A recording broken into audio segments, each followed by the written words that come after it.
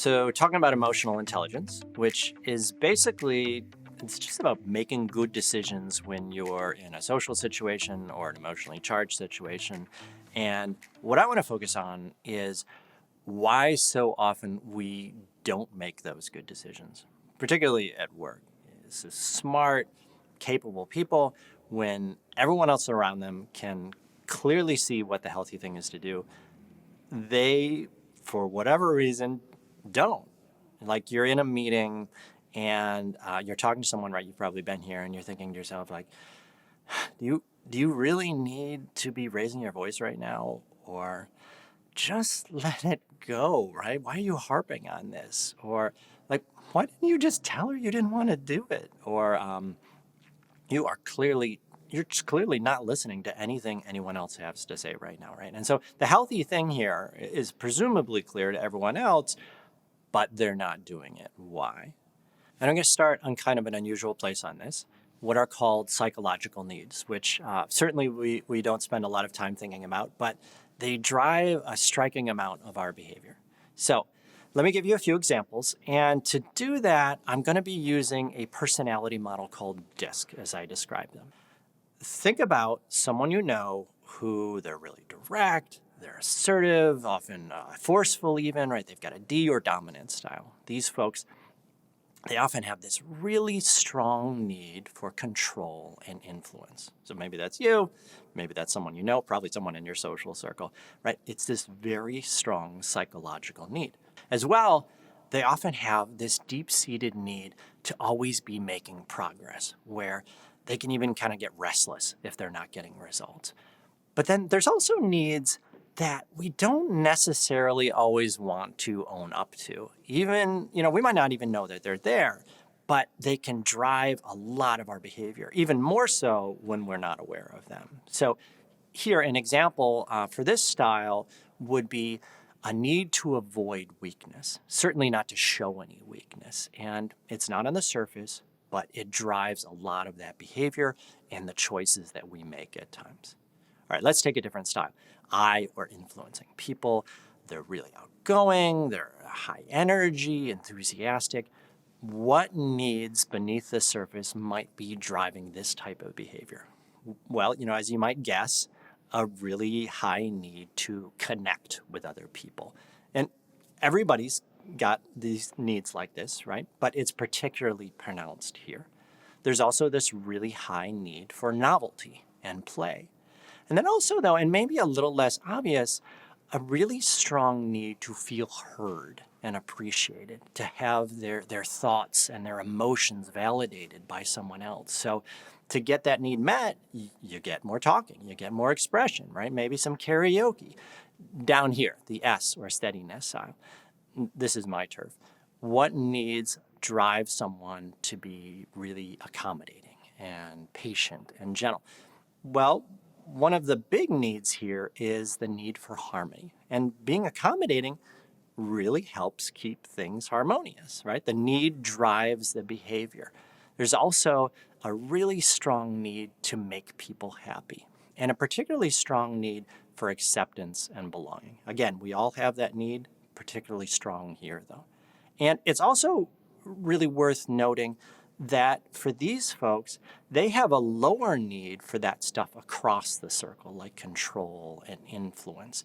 They're often willing to cede some of that control to make others happy or to keep things harmonious.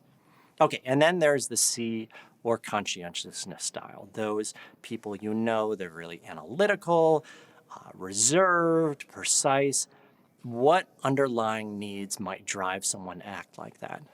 Well, one is this really strong need to be right? Being reserved, being self-contained, that helps you avoid making foolish mistakes.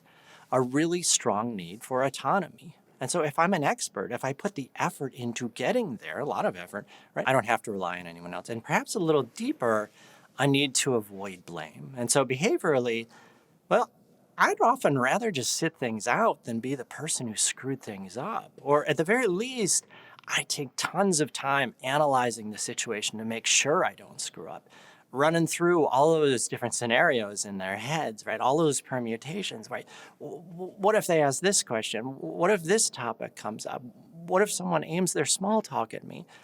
So what does this have to do with emotional intelligence? Making good choices in social or emotionally charged situations? Well, in a nutshell, we see people making bad choices when there's this misalignment between the healthy behavior that the situation requires and the person's psychological needs, right? Like, so imagine you've got a situation that calls for me to very patiently listen to someone, but I've got this really strong need for control and making quick progress.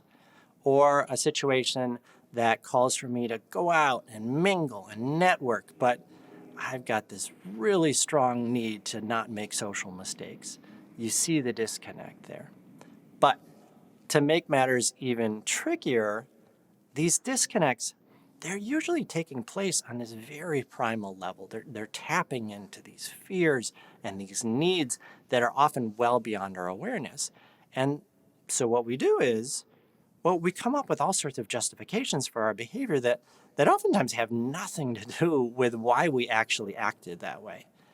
And so then, to the people around us, these reasons that you're given, right, they don't seem like particularly good explanations, because they're not. And so they wonder, well, what's the real explanation?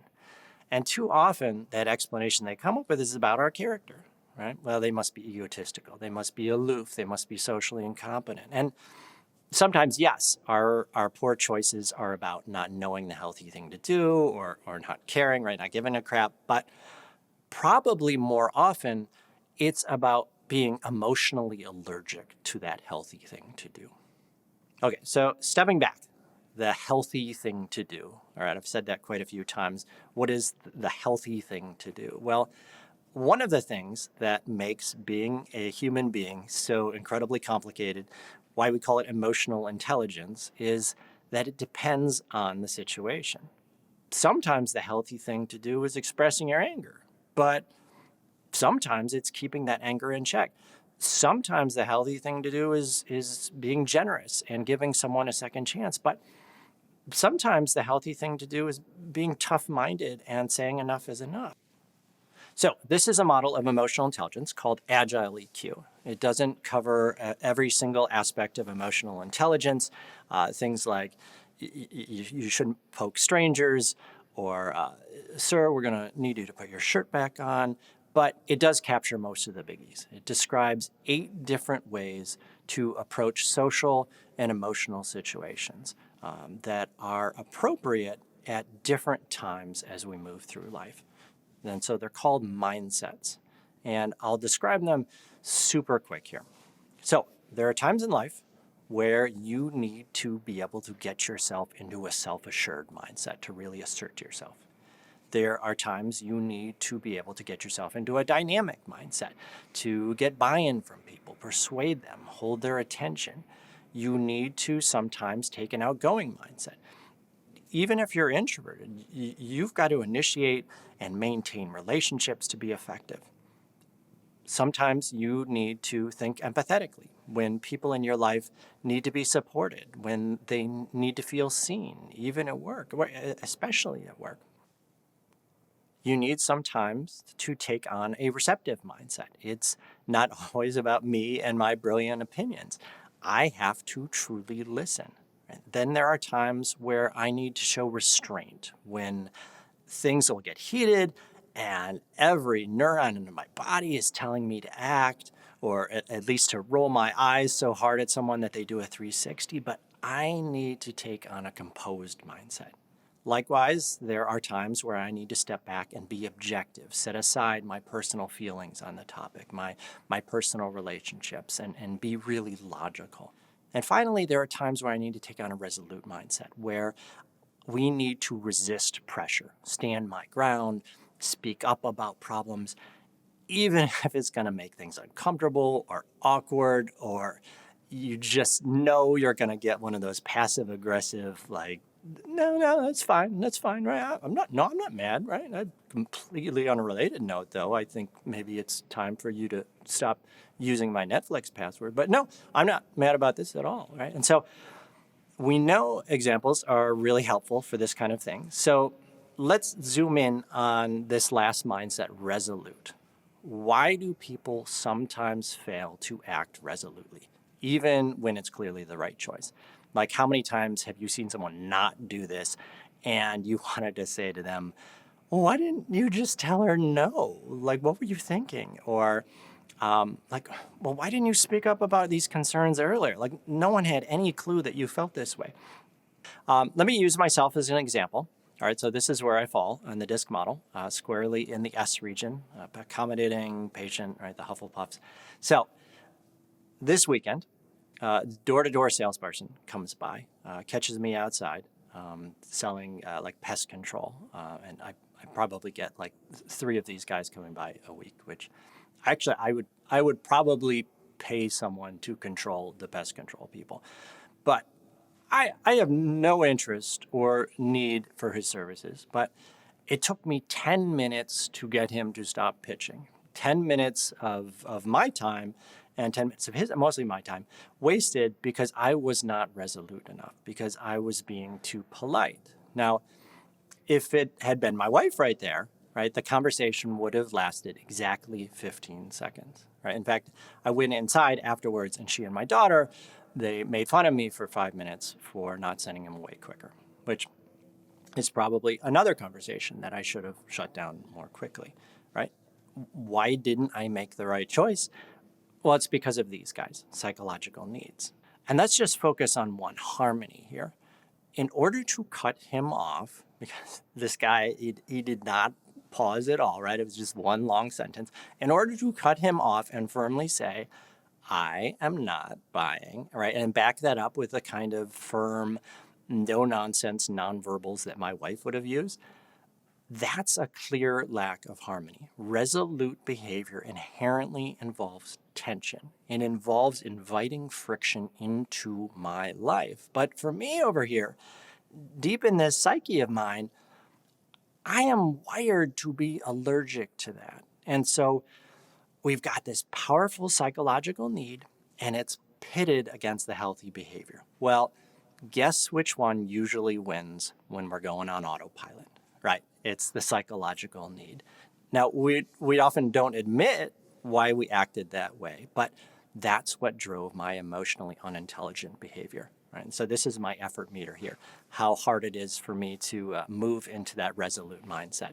It's not maxed out, but it's certainly in the really, really hard zone because of these needs here and because of how hard it's going to be to me to get those met here. Now, it's kind of a trivial example, but think about how often that resolute mindset is needed at work.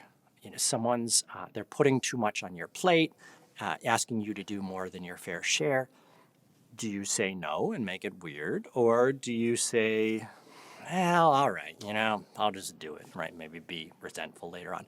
Or you're in a meeting and there's a senior leader and they're promoting some idea that you don't agree with, but everyone else seems to be on board.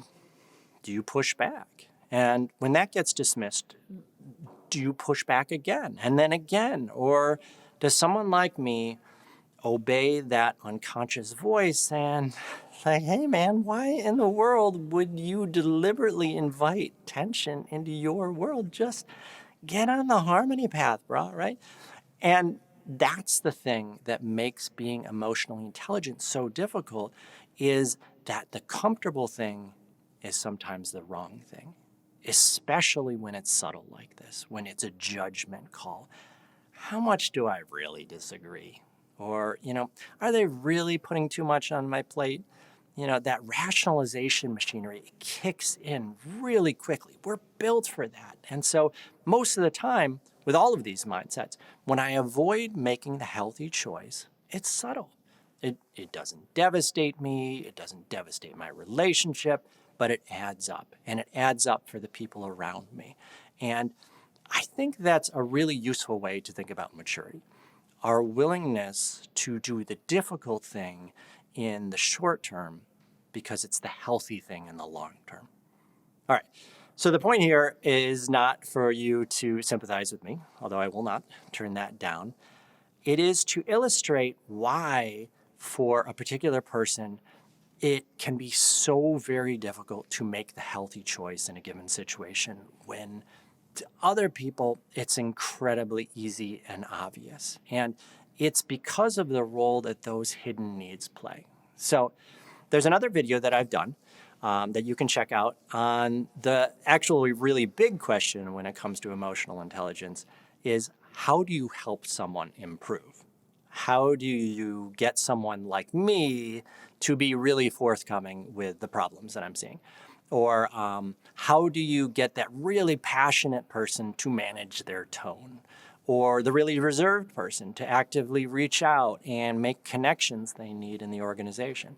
So I'll talk through a study that we did with a little over 6,000 learners in different organizations on how we helped them do that. All right, so thank you so much for your time.